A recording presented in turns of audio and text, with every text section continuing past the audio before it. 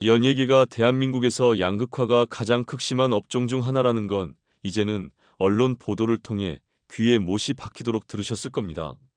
누군가는 드라마 한 편 출연료로 133억 원을 챙기고 CF 몇 편만 찍으면 강남의 아파트 한 채는 우습게 사들릴 수 있는 반면 대부분의 연예인들은 반짝이는 무대 이면의 생활고에 허덕이고 있는 게 현실입니다. 몇몇은 이른바 혼테크의 성공에 자산을 불리는 경우도 있지만 그보다 더 많은 이들이 스폰서를 찾거나 유흥업계와 엮이며 생계형 선택을 강요받습니다. 대본을 넘기던 손에 이제는 탬버린을 들고 밤거리를 흔드는 경우도 드물지 않죠. 여러분이 좋아요를 누르는 동안 어떤 이들은 연예계를 떠나 화류계로 삶의 무게중심을 옮겼습니다. 5. 톱스타급 외모로 한때 주목받았던 장미인에는 연기보다 입으로 더 유명세를 치렀다. 정치든 사회든 가리지 않고 거침없는 SNS 발언으로 논란의 중심에 서더니 스폰서 제안이 왔다며 대놓고 불쾌함을 표출하기도 했다.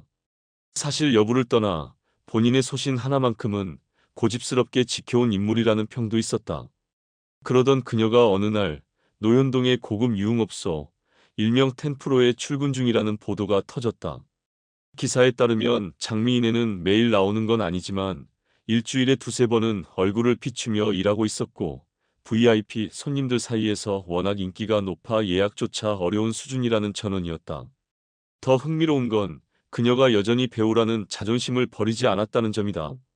현장 관계자에 따르면 본인은 다른 여자애들과는 다르다며 같은 테이블에 앉고도 입 한번 제대로 떼지 않는 도도한 여왕님의 자세를 유지했다고 한다.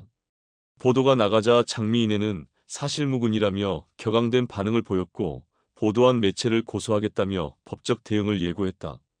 그러나 예고만 있었지 정작 고소장은 수년이 지난 지금도 접수되지 않았다. 업계의 정통한 일부 인사들에 따르면 일부 여성 연예인이 텐프로에 발을 들이는 일이 아주 없는 건 아니지만 대부분은 고정 근무가 아니라 특정 VIP가 있을 때만 스페셜 게스트처럼 나타나 간단한 인사와 술잔을 주고받는 정도라고 한다.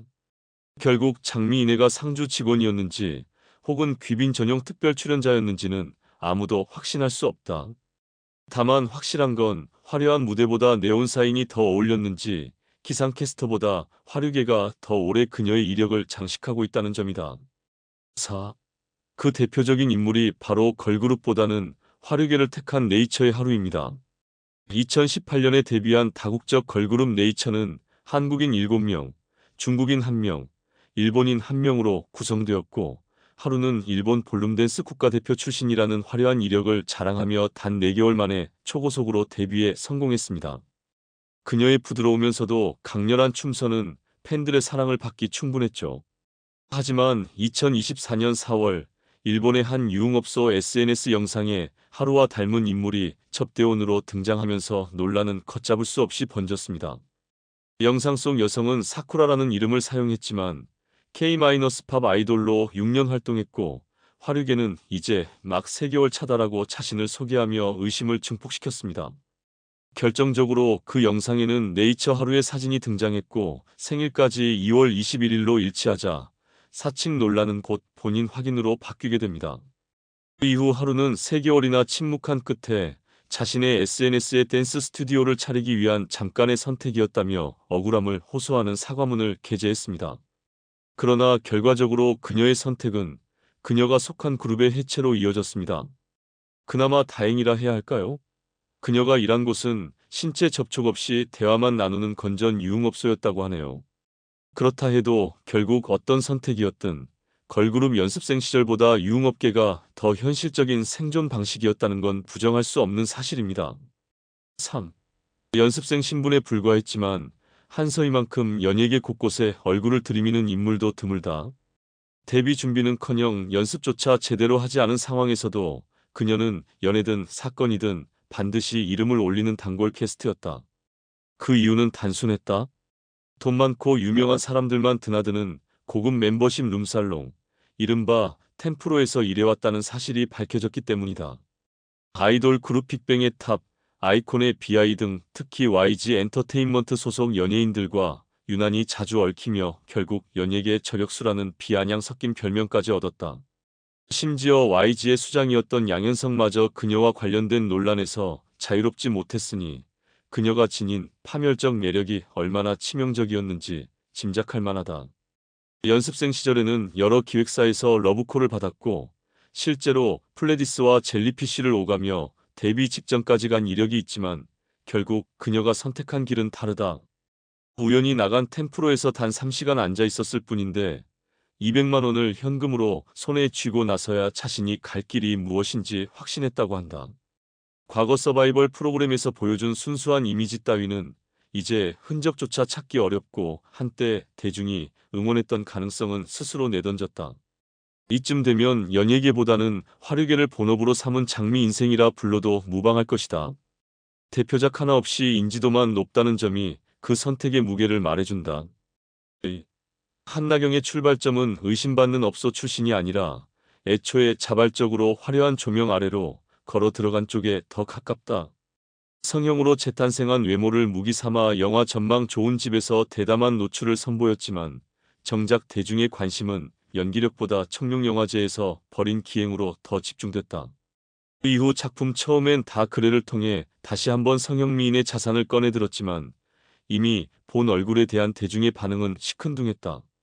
그렇게 관심에서 멀어져간 그녀는 결국 연예계를 등지고 부산으로 향했고 그곳에서 2차는 안 나가지만 존재감은 확실한 아가씨로 활동하던 중 한 사업가와 얽히게 된다.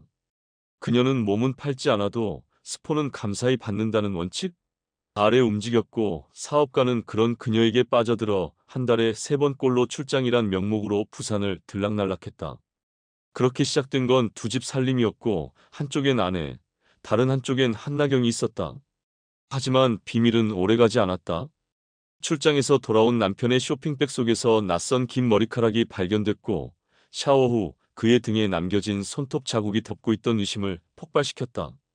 그날 밤 발신자 표시 제한 전화가 3통 연달아 걸려오더니 다음날 아내의 휴대폰으로 날아든 건 다름 아닌 임신 초음파 사진 2장. 보낸 이는 다름 아닌 한나경. 여기서부터 본격적으로 시작된 건 남편을 지키려는 아내와 후원자를 쟁취하려는 그녀 간의 막장 대결이었다. 남편은 끝까지 침묵했지만 한나경의 지속적인 연락과 행동은 아내의 인내심에 불을 지폈고 결국 소송을 결심하게 된 결정타는 여자로서의 자존심을 무참히 짓밟은 두 줄의 메시지였다. 결국 아내는 이혼과 동시에 상간녀 소송을 제기했고 한나경은 뻔뻔하게도 그가 유부남인 줄 몰랐다며 되려 4천만 원을 요구하는 맞소송까지 걸었다. 그러나 법원은 그녀의 주장을 받아들이지 않았고 오히려 1,500만 원을 배상하라는 판결을 내렸다. 이 사건이 알려지며 그녀가 공사와 사사로이를 구분 못했다는 사실이 업계에 퍼졌고 이후로 그녀를 초이스하려는 남성 고객은 차취를 감췄다. 심지어 유흥업소마저 그녀를 외면했다. 그럼에도 불구하고 한나경은 좌절하지 않았다. 현실 세계에서 외면당한 그녀를 위해 가상 세계에는 여전히 별풍선을 아낌없이 쏘는 팬들이 있었기 때문이다. 이혼 소송 중 CCTV 30일 영상이라는 충격적인 키워드로 갑자기 포털을 장악했던 기상캐스터 출신 최영아. 배우 김선호 사건에 기생하며 그 이름을 끼워놓은 그녀에 대해 아직도 낯설다면 포털 검색보단 이번 기사를 끝까지 읽는 편이 더 유익할 것이다. 막강한 시댁의 재력도 유명 배우를 둘러싼 억측도 그녀를 지켜주지 못했다. 사실상 쫓겨나다시피 시댁을 나왔고 거짓 주장으로 오히려 대중의 질타를 받은 끝에 본인이 나락으로 직행했다. 그런데도 아이러니하게도 경제적으로는 전혀 곤란하지 않았다.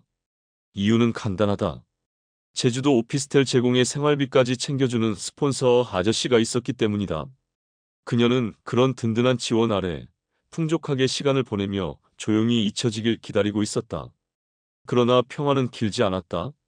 이번엔 쿨 이재훈과 함께한 음주가무 영상이 돌면서 또다시 세간의 이목을 끌었다. 뒤늦게 지인 모임이었다고 해명했지만 그 해명의 대상이 되어야 했던 진짜 문제는 따로 있었다. 바로 그 영상을 최영아의 스폰서가 직접 봤다는 것. 새벽까지 남성과 어울려 술잔을 기울이고 있었다는 사실에 분노한 그는 모든 금전적 지원을 끊었고 그녀는 갑작스레 생계형 현실에 직면하게 됐다. 그렇게 선택한 새로운 무대는 연예계가 아닌 화류계였다. 1985년생으로 곧 40을 넘길 그녀는 템프로 같은 고급 멤버십 룸살롱에는 나이 제한으로 진입할 수 없었지만 단연간 실전 경험에서 다져진 노련함과 기상캐스터 시절보다 나아진 외모로 보산 유흥가에서 제2의 커리어를 시작했다. 같이 일했던 동료들에 따르면 술자리가 아무리 시끄러워도 또렷한 발음 덕분에 주문이 참 잘 통했던 언니였다고 한다. 다만 어느 순간부터 그녀가 부산으로 내려갔다는 소문만 무성할 뿐 지금은 행방이 묘연하다.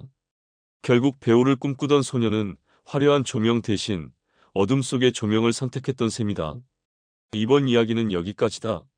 시청해주셔서 감사합니다. 만약 친구나 동료라 믿었던 사람이 당신의 사랑하는 사람을 빼앗아 간다면 그 충격과 배신감은 말로 표현할 수 없을 정도일 것입니다.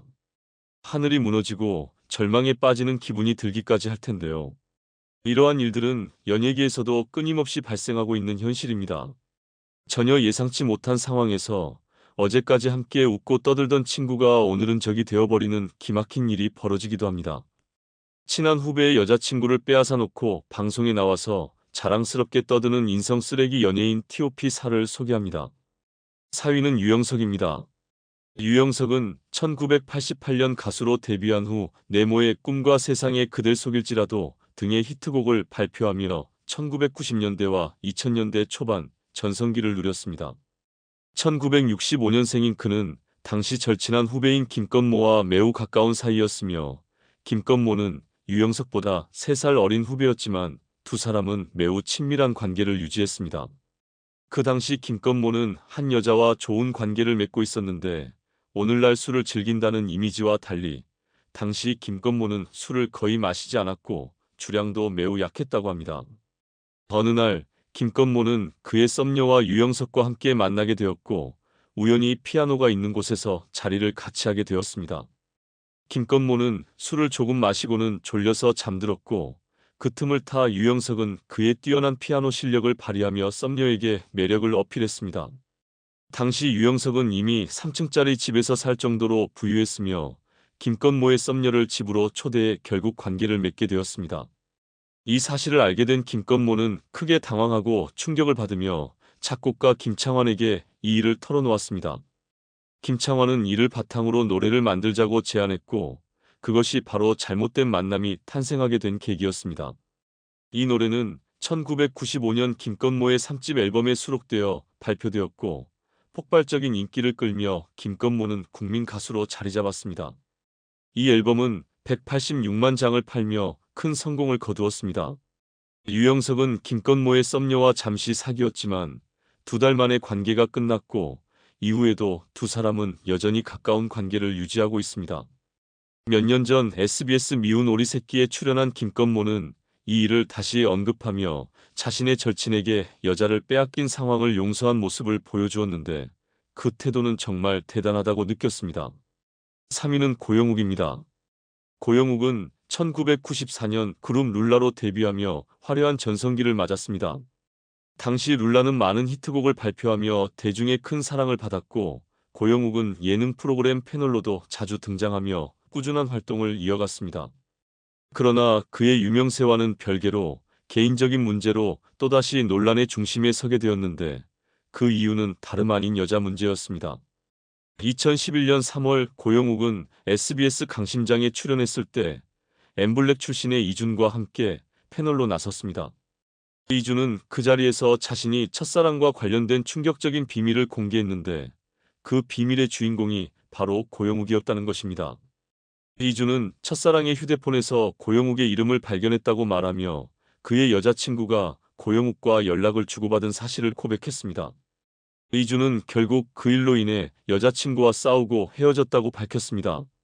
이준은 고영욱에 대해 빠르고 따뜻한 모습의 착한 후배라고 생각했지만 속으로 그런 생각을 가지고 있을 줄은 몰랐다고 씁쓸하게 밝혔습니다. 하지만 이준의 폭로는 여기서 그치지 않았습니다. 이준은 또 다른 여자친구와의 관계에서도 고영욱이 방해했음을 고백했는데 그 여자친구 역시 고영욱과의 연락 때문에 이준과 헤어지게 되었다고 전했습니다. 이준은 고영욱이 술 사주겠다며 메시지를 보낸 것을 보고 그동안 믿고 지내던 여자친구와의 관계가 무너지는 순간에 대해 왜 하필 나만 이렇게 고영욱의 문제에 휘말리는지 모르겠다고 분노를 터뜨렸습니다. 이주는 당시 아이돌로서 연애 사실이 공개되면 자신의 이미지에 큰 타격을 받을 수 있었기 때문에 그 문제를 공론화하는 것 자체가 큰 용기가 필요했습니다. 그럼에도 불구하고 이주는 분노를 숨기지 않았고 방송 후 고영욱은 자신의 트위터에 강심장에 대한 기사는 과장된 제목에 불과하다며 자신의 입장을 주장하며 적반하장식의 태도를 보였습니다. 고영욱이 일부러 이준의 여자친구만을 노린 것은 아닐 수 있겠지만 그가 저지른 일련의 사건들은 마치 개번엔 남 못 준다는 말처럼 의도치 않게 누구에게나 상처를 남기게 된 사건으로 기억될 것입니다. 2위는 고강원래입니다. 2010년 강원래는 MBC 라디오스타에 출연하여 자신의 여자친구와 관련된 이야기를 털어놓았습니다. 그는 과거 여자친구와 함께 있을 때 갑자기 초인종 소리가 들리고 여자친구가 그에게 20이라고 말했다고 밝혔습니다. 그때 문 밖에 있던 사람들은 DJ DOC의 이하늘과 김창렬이었고 강원래는 그 순간 여자친구가 다른 남자친구가 있다는 사실을 전혀 몰랐고 오히려 매우 화가 났다고 했습니다. 그는 이 사건을 가볍게 이야기하며 웃어 넘겼지만 김구라는 이런 이야기가 방송에서 공개되는 것이 적당한지 의문을 제기할 정도로 놀라움을 표했습니다. 방송 후 네티즌들의 반응은 뜨거웠고 그 가운데 실명으로 언급된 이하늘은 전혀 다른 반응을 보였습니다. 이하늘은 과거 MBC 놀러와에 출연해 자신이 첫사랑과의 관계에서 겪은 아픈 기억을 털어놓았습니다. 당시 24살의 가수로 데뷔한 이하늘은 첫사랑 여자친구에게 진심으로 사랑을 느끼고 모든 것을 다 주고 싶어 했습니다. 그러나 어느 날 여자친구와의 연락에서 뭔가 이상한 느낌을 받았고 그날 새벽 1시에 그녀의 집으로 달려갔습니다. 초인종을 눌렀지만 문은 열리지 않았고 결국 창문을 뜯고 집으로 들어간 그는 충격적인 장면을 목격했습니다. 여자친구와 평소 형이라고 부르며 친하게 지내던 사람이 그녀와 함께 있었다는 사실에 그는 크게 실망했다고 합니다. 이 사건을 겪고 난 후 이하늘은 헤어짐을 결심했지만 여자친구에 대한 애정을 떨칠 수 없어 3년을 더 관계를 이어갔다고 고백했습니다. 그 후 이하늘은 붙이지 못한 편지라는 곡을 발표하며 그 당시의 아픈 기억을 음악으로 풀어냈습니다. 노래 속에서 자신을 배신한 남성은 개장수라는 별명으로 언급되었는데 이 별명은 강원래와 관련이 있다고 알려졌습니다. 이 곡이 공개되자 네티즌들은 그 의미에 대해 두 가지 반응으로 나뉘었습니다. 일부는 노래가 강원래를 직접 지칭한 것인지 확실하지 않다며 추측일 뿐이라고 주장했고 다른 일부는 이건 강원래를 겨냥한 것이라며 강력히 비판했습니다. 이하늘은 이후 언론 인터뷰에서 노래의 대상이 강원래임을 확실히 밝혔습니다. 그는 그 사람이 내 아픈 기억을 조금이라도 생각했다면 그런 방식으로 행동해서는 안 됐다며 라디오스타 방송을 보고 너무 화가 나서 몇 시간 만에 붙이지 못한 편지를 만들었다고 설명했습니다. 이 사건은 단순한 연애 문제를 넘어 강원래와 이하늘 간의 깊은 감정적인 충돌과 복잡한 갈등을 여실히 드러낸 사건으로 대중의 큰 관심을 끌었습니다. 1위는 이동건입니다. 배우 이동건은 이혼 후 잠시 휴식기를 가지며 차기 작품을 고르고 있는 중입니다. 그의 연애사는 공개적으로 여러 차례 다뤄졌고 그만큼 대중의 관심을 받아왔습니다. 이동건은 조윤희와 결혼하여 딸을 낳기 전까지 많은 여자 연예인들과 공개 연애를 했습니다. 그의 연애 스타일은 한편으로는 당당하고 자연스러운 청춘 남녀의 연애처럼 보일 수도 있지만 사실 그가 겪은 여러 공개 연애는 그를 바람둥이라는 이미지를 남기기도 했습니다. 이동건은 김민정, 한지혜, 차혜련, 티아라 출신 지연과 공개적으로 사귀었으며 그중 한지혜와는 4년간 공개 연애를 이어오며 결혼설까지 돌았던 만큼 두 사람의 결별은 대중에게 큰 충격을 안겨주었습니다. 이동건의 연애사에서 주목할 만한 점은 그의 연애가 대부분 공개 연애였다는 것입니다. 특히 티아라의 지연과의 연애는 13살 나이 차이를 극복한 공개 연애였는데 그들 사이에는 자연스럽게 연애가 이어졌고 2015년 한중합작 영화 해우에서 인연을 맺고 약 2년간 교제를 이어갔습니다.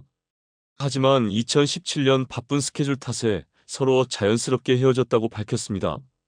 그러나 문제는 그 후의 행보에서 드러났습니다. 이동건과 조윤희는 드라마 월계수 양복점에서 인연을 맺고 2017년 2월에 열애를 인정한 뒤 같은 해 5월 결혼과 임신 소식을 전했습니다. 그들의 결혼 소식은 이동건과 지연의 결별 보도가 나온 지 불과 20여일 만에 이루어졌기 때문에 많은 이들이 이를 환승 이혼으로 해석했습니다. 특히 이동건은 지연과 열애 중 KBS 해피투게더에 조윤희와 함께 출연해 지연과의 연애사를 공개했기에 그의 결혼과 결별 사이의 타이밍은 대중의 비판을 받았습니다. 결국 이동건은 지난해 조윤희와의 이혼 소식을 전하며 현재는 작품 활동을 위해 새로운 준비에 나섰다고 알려졌습니다. 그의 복잡한 연애사는 그에게 긍정적이지 않은 이미지를 남겼지만 이제는 새로운 시작을 위해 자신만의 길을 가고자 하는 모습입니다.